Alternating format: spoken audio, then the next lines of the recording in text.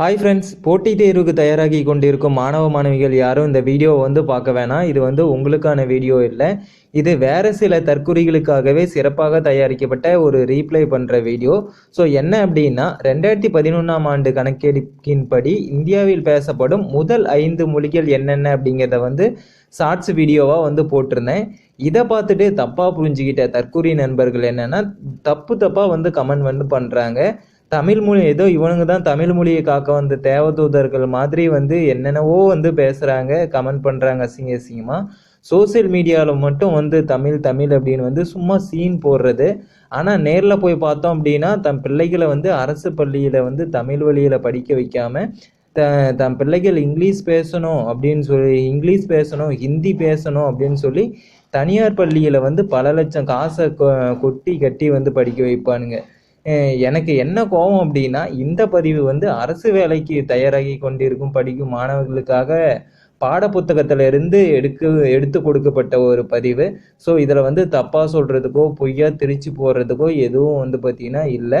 இதில் இருந்து பார்த்தீங்கன்னா கொஸ்டின் கேட்பாங்க. அதாவது இந்தியாவில் பேசப்படும் முதல் 5 மொழிகளை வரிசைப்படுத்துக அப்படிங்கிற மாதிரிலாம் கொஸ்டின் கேட்பாங்க. இது போட்டித் தேர்வுக்கு படிக்கும் மாணவ மாணவிகளுக்கு நல்லாவே தெரியும். ஸோ அதுக்காக போடப்பட்ட ஒரு பதிவு தான். ஸோ இதில் பார்த்தீங்கன்னா ரொம்பவே தப்பாக அசிங்கமாக கமெண்ட் பண்ணிட்டு இருக்காங்க. ஸோ இதெல்லாம் பார்க்கும்போது பார்த்தீங்கன்னா இந்த மாதிரி தற்கூரி மக்களுக்கு சேவை செய்யறதுக்கு தான் நம்ம அரசு அதிகாரியாக ஆகிறதுக்கு துடிச்சிட்டு இருக்கோமா அப்படின்னு சொல்லிட்டு ரொம்பவே கஷ்டமாக இருக்குது. ஏன் அப்படின்னா, அந்த கமெண்ட் போடுறவங்க அத்தனையுமே படித்தவங்க தான். ஏன்னா அவங்களால கமெண்ட் போட முடியாது, அவங்களுக்கு எழுத படிக்க தெரியாது, அதனால் கமெண்ட் போட முடியாது.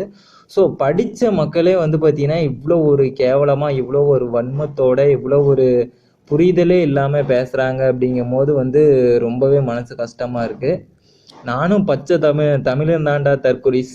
ஆனால் உங்களை மாதிரி கமெண்ட்ல மட்டும் தமிழ் தமிழ் அப்படின்னு சீனுக்கு கதற ஆள் நான் இல்லை. ஸோ இந்த மாதிரி தப்பாக கமெண்ட் பண்ணியிருக்க ஒவ்வொரு தற்குறிஸும் பார்த்தீங்கன்னா, நீங்கள் தமிழ் மொழிக்கு சிறப்பு சேர்க்க என்ன கிழித்தீர்கள் அப்படின்னு சொல்லி இந்த வீடியோக்கு கீழே எனக்கு நீங்கள் ஒவ்வொருத்தரும் கமெண்ட் பண்ணியே ஆகணும். நீங்கள் தமிழ் மொழிக்காக என்ன பிடுங்குனீங்க அப்படின்னு சொல்லி மறக்காமல் கமெண்ட் பண்ணுங்கள். அதுக்கப்புறம் நீங்கள் எல்லாருமே ஒரு சில கேள்விகள் எனக்கு கேட்டிருக்கிறீங்க. ஸோ நீங்கள் நான் கேட்குற கேள்விக்கு பதில் சொல்லுங்கள். அதுக்கப்புறம் நீங்கள் கேட்குற கேள்விக்கு நான் பதில் சொல்கிறேன்.